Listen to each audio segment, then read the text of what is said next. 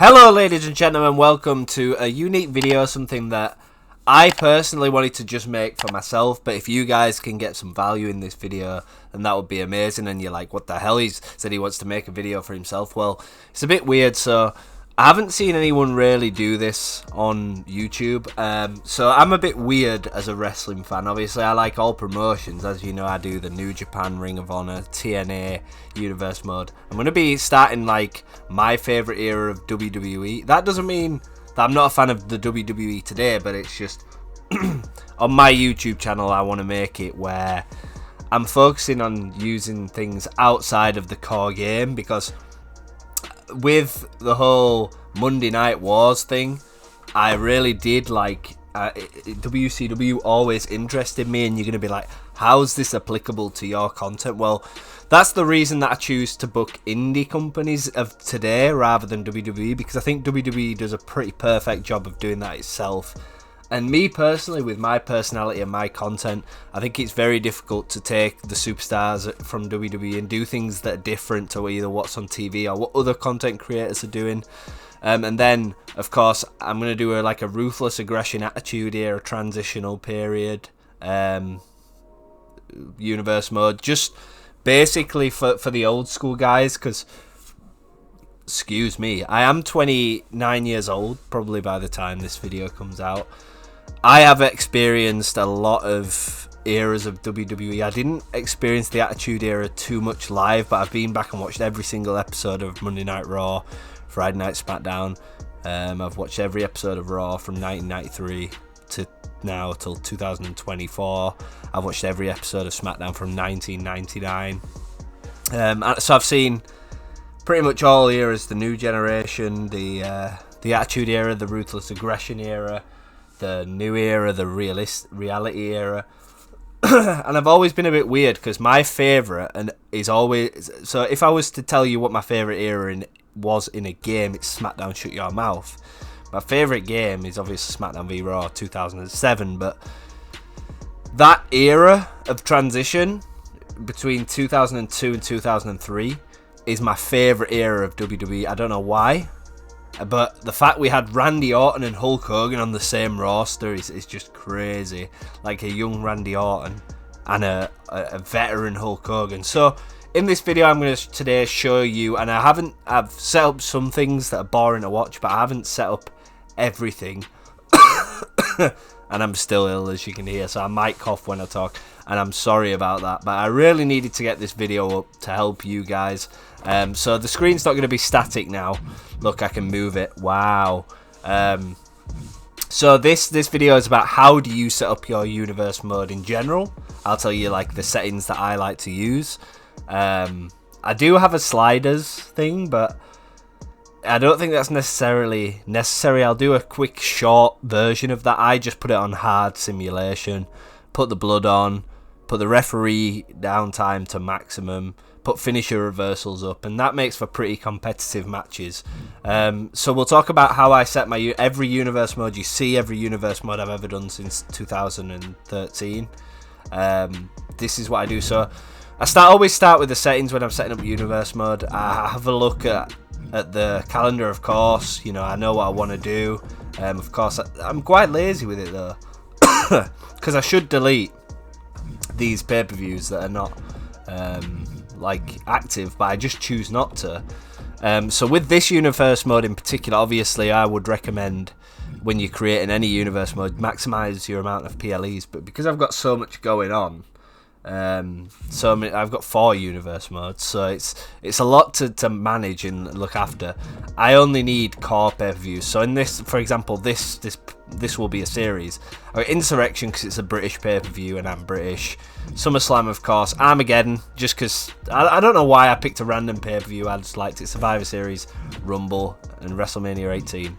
And then because I like to have it where these shows are valueless, the Raw and SmackDowns. I don't like them having no value. I like to have title matches on there, even title changes on Raw and SmackDown. In this era, if you watched it, there was a lot of title changes. I'm so sorry for the coughing. I've just got over like the flu or something, and I'm finally feeling better, but there's still like a tickly cough. There you go. That keeps coming back. That's just I don't know why it's there, but yeah. So in this area, you used to have a lot of title changes on just weekly television. The Intercontinental title this year, just go see how much that changed. But this is more generic. So yeah, stack your pay-per-views. Put what shows you want on. So I went Raw and SmackDown, but these are not two different brands in this version. Obviously, if you want two different brands, draft and do all that good stuff. But these are all one brand. So if you look, 37.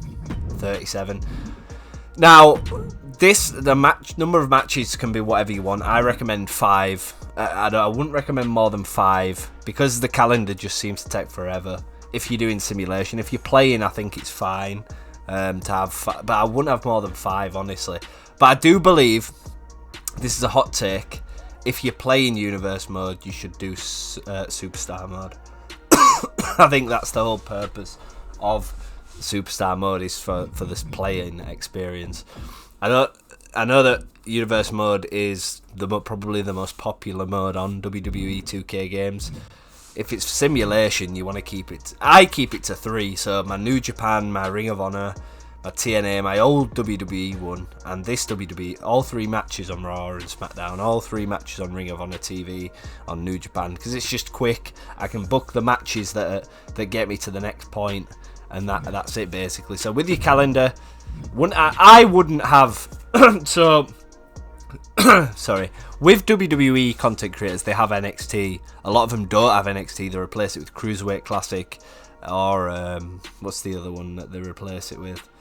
Main Event, Speed. Like with them kind of things, it's just so saturated. Like, no, what's the word? It's so like overwhelming because you have to have a show for like 4 shows. Whereas me, if you look, it's not on this profile. So the way I set up multiple universe modes, and I'll tell you this quickly as a tip, is that on PlayStation you can enable, on PS5 you can enable console sharing, which is completely within the system, and you can this is so annoying, man, I can't get a sentence out without coughing. But yeah, I have 3 profiles. So I have this profile for my Ruthless Aggression. It also helps with community creations and making sure the game still runs. But I have 3 profiles, sorry. I have the one with all my Ruthless Aggression stuff on, where I've got about 20 to 30 superstars downloaded. And it's the same across all. So I have one profile with Raw, this on. One profile with Ring of Honor, because obviously it's like AEW/Ring of Honor. So I download some extra superstars that I won't use on there. That can get to like 50. And then New Japan and TNA, I had a roster that I already wanted, and I just basically somehow added up to around 60, which is fine. I don't want to overload the game, don't want to start making it buggy as hell, because I know that every time that you go over like six imported shows and 50 superstars, that I've done so much evaluating over the years at what it can handle, the game, and this is about what it can handle, what I've got each profile to a level where it doesn't bug. So yeah, I have 3 different PlayStation profiles. You don't have to be connected to the network, just make a couple of different emails. This is not necessary. I mean, if you want your game to have it all on one profile, then that's your decision, but you've got to anticipate that the game might have some performance issues, but I don't have any performance issues, and I just change profile if I want to do a different universe, and it's just all set up there ready for me. No bugs, no anything, don't need to download anything. So that's it. So we'll get into the settings. So the settings are pretty simple. When I start universe mode, I create my calendar, like very base calendar, and then I go to my options, and cough. No, I don't always cough. So this I don't even use this. It's completely up to you, but I'm a content creator. Everything that I do on Universe Mode now goes onto YouTube, so I kind of have a freelance ability to just ignore this, but obviously it is quite important. There is a setting that I'll talk about in the options. As for tag teams, I'll tell you as and when I set them up. But the first thing I do is go into options, and I haven't done it on this Universe Mode so that I could show you. So automatic rivalries, I always turn off. The reason being, the game doesn't necessarily pick the best rivalries. If you set your divisions up first, it will do better rivalries, but yeah, it's not good. And basically, if you're wanting like the AI to book match cards to the best of your ability, as long as you've sorted out your divisions, this will be the best option, because you'll get the superstar who's done the most on that show competing for the title, like a legitimate #1 contender. So just turn that off. You'll thank me later. You can add rival actions in at any point. Just try and be more creative yourself, and take it week by week and make the show look how you want to look it. Don't let the game decide, because the game don't have a clue. It's a fault of the game, and they should improve it, but it's there. Tag team breakups I turn off. I don't like the idea of the game deciding that tag teams, it took me ages to download cores and create entrances for breaking it up after week 1. It can happen. Crowd reaction changing I actually leave on, because it's quite interesting to see how they react to certain matches, and this can change how a superstar's perceived. And in wrestling, crowd reactions, our reactions as fans, is always changing. Injury I leave on, entrance I leave on. It's just an immersion thing for me. I wish show intro was on as well, but yeah, I do leave the entrance on. If you just want in a quick like match, yeah, and there you go. So these are not really important for me. There will be for a lot of you guys, because you'll all use Money in the Bank, even if you're using other promotions. I don't like Money in the Bank. I've never liked using Money in the Banks. I think they're a smart idea for booking in WWE. I'm more old school. I like #1 contenders. I like rivalries. So these just kind of get in the way, but technically from a gameplay standpoint, the cash-ins are a pain in the ass. Just turn them all off, because they'll just cash in the first chance they get, and it sometimes gets in the way. And turn this off, because this is annoying, because you can't change a page without this popping up. Tutorials, that's what I mean. And then you just go to accept. And one thing I'd say, and it's going to sound really stupid and basic, in WWE 2K24 in general, always make sure you save everything. So like here, when I've finished, like if ever you see an option here, start. Just because it's just, if you press circle or you press triangle or you press X, sometimes it doesn't stay. So once I've done my options and created my calendar, what I usually do then, and I'll be completely honest, is create my tag teams. Because when you set, if you go into show and edit your divisions, then you can't always get your tag teams, so you'll end up with like tag teams that are just not there. You might get one, and you can't actually assign the tag title if you haven't got any tag teams. If that makes sense. So step 3 for me is always make tag teams. So for example, if I go to this universe mode and I go to tag teams, can I go there? I don't think I can go to specific tag teams, but Raw, basically on this universe mode, Raw and SmackDown are the same roster, same matches, same titles. So my tag titles here. So I created Los Guerreros, Billy and Chuck, APA, NWO, and the Dudley Boys. This is such a terrible video because all I'm doing is coughing. But like, it was essential for me to start in this series to get this video done. I'm not ill, I just can't stop coughing, and I don't know why. Maybe it's just COVID forever. So once I've created all my champions, I go in and do my divisions. And I'll tell you a really efficient way to do your divisions. Always get your tag teams out of the way, because it takes up 10% of the 33% of your roster. I guarantee it. And I didn't mention that, but this roster here is too big for what you guys probably want to do. 30, no more than 30. If you look at my New Japan and my my Ring of Honor, my TNA rosters, there's no roster that's above. This is just a male roster as well on the Ruthless Aggression / Attitude Era Universe mode. There's no way you should have above 30. So the way I split it is, and this is a good rule of thumb, 10 women, 10 men, 5 tag teams. That's it. That's how I decide my universe mode. Especially in WWE, there's a lot of the roster that gets left out, and it's just because I can't physically manage that many. So I've done my division. Sorry. Obviously, once you're creating your shows, you've already assigned your champions. I leave them as vacant, but what I've done here is I've gone to choose the champions that were in place at the start of 2002.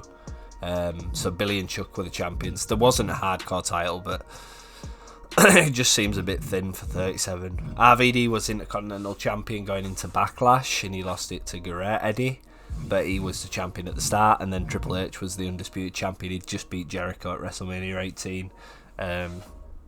So he was the champion for me. So that's like the starting point. So sorry, it's not I don't pick my champions this particular universe mode. It was based off the aftermath of WrestleMania 18, because that's where the calendar starts. Even though I'm using WrestleMania 18 again. Yeah, so I do my divisions, I do all of that. Then I've got all this set up. Everyone's in the contenders place, and I basically, the way I book my shows, and it's just a quick one because I don't want this video to be an hour long, but once I've got all this, I mean, specifically for a dual branded universe mode, you probably can afford to have a roster of a little bit more than 30, as long as you manage it right, because you've got 2 shows, which means that you can showcase more matches and more people get more screen time. So like, for example, unlike Ring of Honor, where I have supercards every 6 weeks, there's only 5 to 6 episodes in between each big show. You get 6 episodes at a minimum, at an absolute minimum. Like, for example, here before SummerSlam, there's 12 episodes of Raw and SmackDown. So you think how you can book that. You can make Rivalries really intense. This specific version that I've gone for is only good for me. I would recommend putting more pay-per-views, and it's only because I don't need to have all them pay-per-views. So booking ideas, that would be a whole nother video to talk about how I book things. I have a spreadsheet on Sheets, and it has 4 different tabs at the bottom, and it's Ring of Honor, New Japan, TNA and WWE, and they're the 4 different universe modes I do. I put 1 page for the roster, 1 page for week 1 to 4 booking, because I don't book any more than 4 weeks. I always want to have like a just 4 weeks, because things can change, especially in content creation, and in my world, where if I ever became a little bit popular, people could want me to do things, and then I want to implement that for them, because it's the whole idea of doing a universe mode on YouTube is to be interactive and encourage people to be involved. So, but if it's just your pure own universe mode, you can book till WrestleMania if you want to. But the thing with AI versus AI simulation is that you're not always going to get the results that you want, and that's the beauty of booking week to week. So I would recommend setting up a spreadsheet, putting your roster on there, so you can always refer to your roster. I mean, if you don't have access to a spreadsheet, you've always got the ability to just go to your roster here, and I could have seen teams here. I'll show you my roster, by the way, for this. For this, I haven't done all the overalls. I didn't start messing about with a couple, but this is my roster for the universe mode on this particular one. And it's just basically the shut your mouth roster. That's it. That's what I went for. I don't know why he's called 6. That picture there, little interesting spin-off fact, is actually X-Pac from WWE in 2002. It's not from WCW, this picture. So that's a lie. And I like this version of Scott Hall. But I did notice that version of Scott Hall was actually quite terrible in the ring. He'd obviously substance abuse and stuff. But if you go back and watch his match against Bradshaw at Backlash 02, it's actually quite sad to watch how much he struggles to perform in a 10-minute match. Obviously, I've incorporated Ric Flair. Don't want that. I wanted that one. But these are more stage auxiliary. So link to booking, spreadsheet, book week to week for me. If you're a content creator, book 4 weeks, no more, no less. And then obviously if results change, you can alter your booking.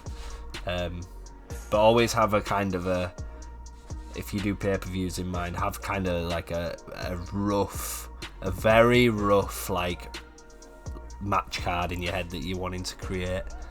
And then basically you can just go ahead and set up matches to set that up, add rival actions and things like that. As for the promos I make, it's just all done in highlight reel. and recorded, then just looped. I'm basically telling you all my secrets here.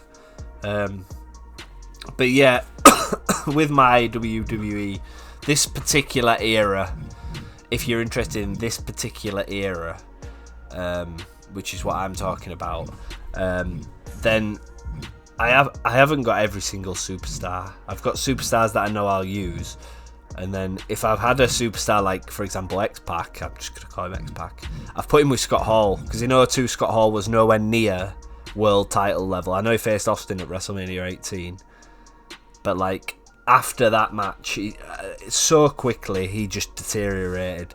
So I put him in the tag team. I remember Scott Hall as Razor Ramon, like watching him in 93, 94 and 95. He was brilliant. And then in WCW 96 to 98 he was brilliant. But this is linked into the booking, I'm not just rambling on. I've created the Universe Mode as in what I remember in 2002. So in 2002 he wasn't that level, so I've put him in the tag team division. And you should do that with all superstars. You should try and think, what approach? Is this a complete fresh approach? Is it completely fantasy booking? Do they have no reputation in your Universe Mode, or are you trying to be realistic? Because if you're trying to be realistic, think about where they've been in their career, at what point you're trying to focus on them, and then you can kind of book them where you either think they should have been or where they were or whatever. But anyway, guys, that is just a quick setup guide to Universe Mode. I'm going to go try and not cough and record the first episode of this. I haven't set up the match card or anything. But hopefully you guys did get some information from this. This is just a very simple guide on how to set up Universe Mode. And if you did enjoy it, leave a like. If you didn't, leave a dislike, but tell me why in the comments. Tell me how you guys set up your Universe Mode, and I'll see you in the next one.